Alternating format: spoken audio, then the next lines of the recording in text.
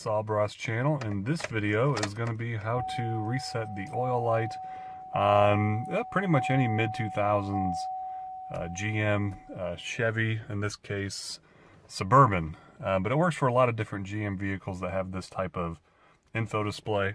So first thing to do is let's go down here and we can see our oil life is at 0%.